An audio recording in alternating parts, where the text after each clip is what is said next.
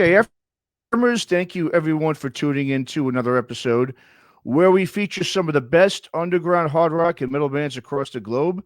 And on today's episode, we're literally going across the globe here from the US as we'd like to welcome our very special guest that coming to us from the Emerald of the Equator, Jakarta, Indonesia. We've got the ladies from Voice of Baceprot with us. Ladies, how are you? Thank you so much for joining us. Hi, we are good. How are you? Doing great, doing great. Thank you very much. Well, the first thing, ladies, I'm sure our viewers, when they're watching this right now, they're gonna think to themselves, "Wow, it's not every day that they usually see three young ladies wearing hijabs from a Muslim country in a heavy metal band." So, very unique. You guys are obviously. I know people have been telling you that. I know. So, it's very nice to have you on. And I'm just gonna start off by having the three of you introduce yourselves and tell me what you do in the band, what you play. So we'll start on Okay. the left. So go ahead. Hello. My name is Marsha. I'm the guitarist and vocalist of POB. Okay. Hello. My name is Siti. I'm the drummer of POB. Hi. I'm Widi and I am a bass player of POB. All right, Marcia C.T. Weedy, thank you so much. Thanks for coming on. So, the first thing, I guess when people think of cities and countries that are really known for having a big heavy metal scene, they usually don't think of Jakarta, but Jakarta does have a big scene. It's a surprise of a lot of people. And I'm really interested just to know, ladies, how the three of you discovered and really became interested in playing this style of music. I know you're from a part of Indonesia that's very conservative. You probably don't see too many people listening to or playing this type of music. So I guess just tell me how you got into heavy metal and hard rock and roll. At first, Mhm. we were interested in learning musical instrument because we often saw our teacher. His name is Abah Erza. He Okay. often playing guitar and singing while in school. Mhm. And we Okay. thought we would look cool if we can play instrument like him. Hmm. This one look cool. And after we were able to play our own musical instrument, we tried to cover the songs that we found on Abah's laptop. At Okay. that time, we tried to cover system. No, sorry. Well, we tried to cover songs that we found on our laptop. At the time, we tried to cover Toxicity from System of a Down. Oh, Yeah. okay. Wow. We love that kind of music because it really raises our adrenaline and make us feel more alive. Wow. Yeah. No, that's great. And so the three of you, so you obviously you've all been friends and grew up in the same area, right? Went to school together, correct? Yes. Yeah. Very, very cool. Very cool. Very interesting. Okay, great. Well, the next question I have, in terms now of when you, the three of you, when you write your own music, and we're going to talk about your new single in just a minute, but how did you collaborate? I know I think you have three songs out of your own, right? Correct. So, how do you collaborate when you're working on songs? Does it start with, say, Marissa? Do you like maybe have a riff? And then CT and Witty put the rhythm behind it with the drums and bass. How do you guys write music together? How does that work? Hmm. Uh, okay, yeah. Mm, Usually, I am in charge of. No, no, no. You're in charge. Okay. Usually, Marsha. Okay. Usually, Marsha is in charge of writing the lyrics first, and after Okay. that, he will give it to me and Siti to tell us what the lyrics are talking about, and Okay. then we will go to the studio and Or just jam at jam, home. yeah, Yeah. or just jam at At home. home to find the right composition for the song. Okay. Very good. Well, let's go ahead and let's talk about your new single. It's titled Not Public Property. As I said, Yeah. it's the third single you have out now. The video is now up on YouTube, so all the listeners can go listen and watch. And on this single, obviously, you can hear really how you three of you as a band have you've progressed since your first two songs, both musically and lyrically. Have you matured? So let's go ahead. Let's talk about not public property and what the song represents, because I know there's a real deep message behind it. So I guess that would be Marcia would do that, I believe, because she wrote the song, right? You got Yeah, the lyrics, yeah. Um, the song is about woman as the complete owner of her body. Actually, all this time, I'm sick of hearing how people talk about women's bodies. Uh, Hmm. Even when sexual violence happen to us, our body are still to blame, and everyone wanna interfere in deciding what we should wear, do, and even how we appear in public. It makes our body look like public property, and honestly, we don't like it. Hmm. Okay. And now, so I mean, in terms of now, obviously the cultural sort of implications of what that song means, what it means culturally now for the three of you as being Muslim women, I'm going to assume it's probably been really tough, for people in your country, especially the males, um, to be hesitant to support maybe your message just because of the way. The culture is. I mean, has it been? Have you guys gotten a lot? Of you ladies have gotten a lot of, I'd say, maybe pushback from people in your community or just people around your area or any music fans in general in Jakarta and Indonesia because of what your message stands for at all? Um, Actually, fighting for the rights of equality and humanity has always been a long and steep road. Hmm. Uh, but at least there are many male who wanna hear and pay attention to the message in our song. Hmm. And the interesting fact is, people who are interested in our work are mostly male. Hmm. Very So interesting. Hmm. uh, they are becoming more supportive about women's rights issues, and this Okay. is mean that the message we wanna convey is right on target. Hmm. Yeah, no, absolutely. I mean, and do has this song? Have you heard from, say, any of maybe some of your female fans? Have they come and have they expressed that your music's really helping them to feel maybe more empowered to become more respected within within their social structures and in the culture in general? Oh yeah, yeah.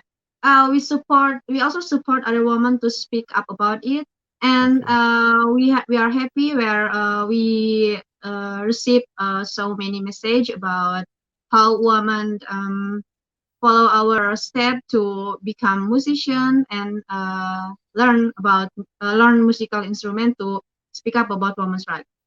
Okay, very, very good, very good. So it's interesting when when people usually they think of the Muslim religion and they think of heavy metal and rock music. A lot of people tend to think that it's like sort of like the Middle Eastern countries where it's not accepted or tolerated within the culture. But I think it's from I've been to Indonesia myself, and for what I've seen there, um, it's a little more accepted there than obviously it is in other parts of the world where you see heavy Muslim populations. Um, and I would think that a lot of that has to also that to do with the fact that your country's president, your leader, President Widodo, is a big heavy metal fan, and he's very open. I know about his love for this music. So, is heavy metal and the message from it is it more accepted in your country these days because of the president being open about it as well? And so, does that allow for more people to accept it and embrace it more? Mm, Actually, even before the president declared himself as a metalhead, Hmm. metal has long been a fairly big scene in Indonesia. Wow, okay. Um, our country even regularly holds metal music festival, which is the biggest metal festival in Southeast Asia, like Hammer Sonic. Okay. Uh, there are so many metalheads in Indonesia, as well as music fans in other genres. Um, but the president's declaration as a metalhead certainly had a big impact.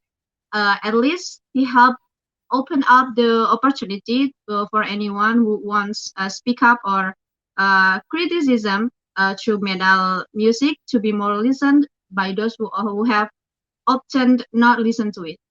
Okay, that's very good. That's very good. Well, let's talk a little bit about the metal scene in Jakarta in Indonesia. As I mentioned before, I was about 10 years ago. I visited Indonesia. I went to all different parts. I saw, Jakarta, Bali. I was in Central Java in Yogyakarta. And I was very surprised when I was there how even there in the downtown they had a big music shop with all this heavy metal merchandise and CDs and T-shirts, and I was so shocked. It was so surprising. It was great. Um, and it just you wouldn't expect to see that, but it was so exciting. I got so happy to see that all these parts of the world had heavy metal was everywhere. So, I mean, is there, like you had mentioned before, Marsha? I mean, so there's a pretty good metal scene in Jakarta, right? So, a lot of bands are playing, and there's a lot of shows that go on and everything. And talk a little bit about the metal scene in Indonesia right now. Um, we actually have a very big metal scenes here in Indonesia. And people of all age have been listening to and playing metal all the time. Wow. It has never been looked down upon here in general. Hmm. People from all of all walks of life, both young and old, go to metal show around the country as we have so many metal concerts here. Yeah, yeah. From Yeah. small gigs to huge festivals. Mhm. No, it's great. Yeah. Well, I mean, now this is an interesting question. Okay, so now that you ladies are now the most popular rock and metal band from Indonesia, no doubt about it. Okay, how are I guess the musicians who have been doing this for a long time in Indonesia? I mean, how are they responding to your ladies' success? The fact that you guys are you're young, and now here you are going across the globe. You're playing. You toured Europe. You're playing at Wacken this year coming up. I mean, have they been very accepting and supportive of your success, or are they a little bit I guess jealous of your success because they've tried to make it for so long, and now you guys are rock stars now across the world now. The musician in here, Hmm. In yeah, Indonesia, yeah. they are very supportive. Oh, good. Like Okay. they also taught us how to play metal in the right way. Hmm. Like Okay. this is for how to play guitar with downstroke, like something like that. Okay. Uh that's we before it we learn about it from YouTube. Okay. But now after we move in Jakarta, Hmm. we met with so many musicians and they taught us how to play it in the right way. Okay. Very good. Yeah, they're doing a good job teaching you how to play because your music's really good. And let's talk about your tour. I know you did a tour in Europe over the fall. That must have been such an exciting time to play in a different part of the world, play in the western part here.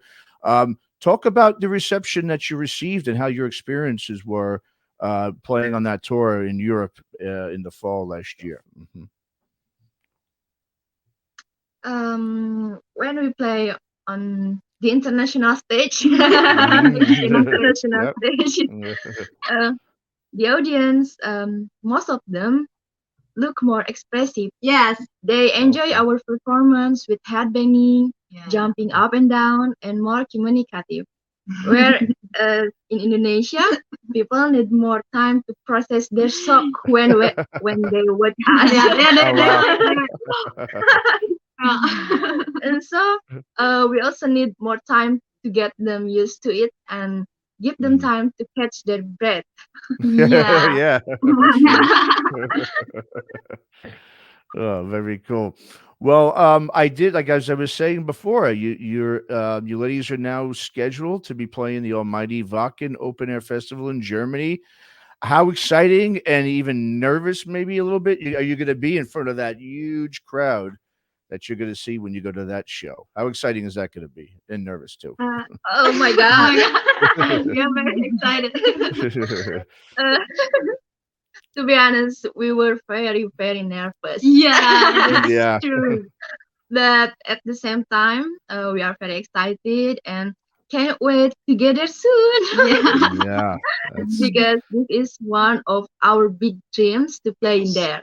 We Wow. always watch so many great bands perform in Wacken Open Air every Mhm. years, and we still can't believe that we also have the chance to play in there. Yeah, Wow. we actually wrote it on paper, like we have dream list, and Yeah. we wrote it like someday I wanna play in Wacken Open Open Air. Air. Wow. Wow. So it's a dream come true. Absolutely. That's fantastic. So I know you're obviously now playing a lot of shows and festivals, but you also have been you've been able to meet also a lot of rock and roll legends as well. I did read that you got invited to meet the great Slash from Guns N' Roses. So that must have been really cool. Tell us how that went. How did that feel meeting such a legend like Slash? Um, we didn't expect that our voices could be Yeah. heard by a great musician Mhm. like Slash. Wow. Like, oh my God. Yeah, He noticed me. yeah, he And noticed you. yes, and we feel very lucky about it. Yeah, yeah. You know what I mean? Yeah. Yeah. I feel you. Yeah, like he finally knows that we exist and we live in this world with a dream to be good musician like him. It feels like, oh my God, it's like dreams. But actually the we cannot meet with him because when he play in Indonesia, he stuck in the traffic. So Yeah. Oh no. but we come to his concert. Okay. It's this concert. Okay. Very cool. Well, so are you now, ladies, are you writing more songs right now? Do you have more music that you're gonna release, like an album or an EP sometime, maybe the next year or so that people can expect to hear? What's going on with new music now after this single? What's the plan for your future with the new music? Yes, we are actually writing several new songs at the moment. Yeah. We hope Okay. we could finish them soon. Amin. But Amin. but as for an EP or a full album, Yeah. we think we will just see how things go as Yes, we yeah. are currently Focus focused on on the music. writing music. Yeah. Okay. So we still have surprise like single maybe. Yes, I mean, Very cool. Well, great. All right. Well, again, okay. The new track, not public property. It's a new single that's out now on YouTube and all streaming platforms by Voice of Baceprot.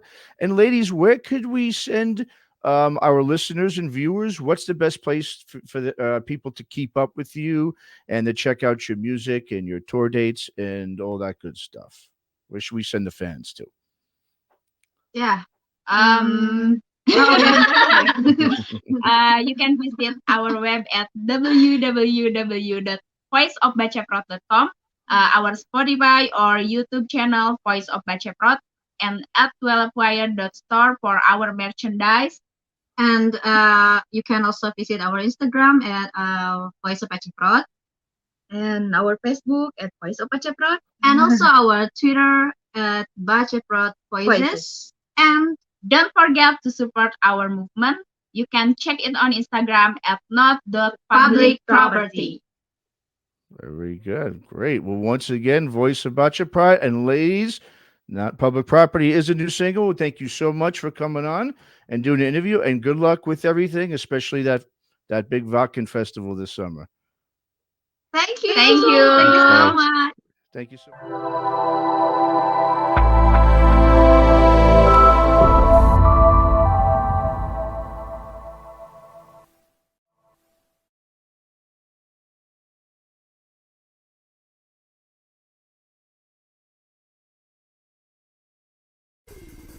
When it's time to rock, it's time to tune in to Crash Course Radio. Featuring the very best of the heavier music, from Slayer to Clutch to Fear Factory, it's all in one place, Crash Course Radio. To tune in to Crash Course Radio, simply visit www.cmsradio.net. You can also tune in on the CMS Network app by opening the app, clicking the musical notes at the top right corner, and selecting Crash Course Radio from our stations. All the best heavy music is there, so you should be too. Ditch the commercial radio and make Crash Course Radio your everyday station.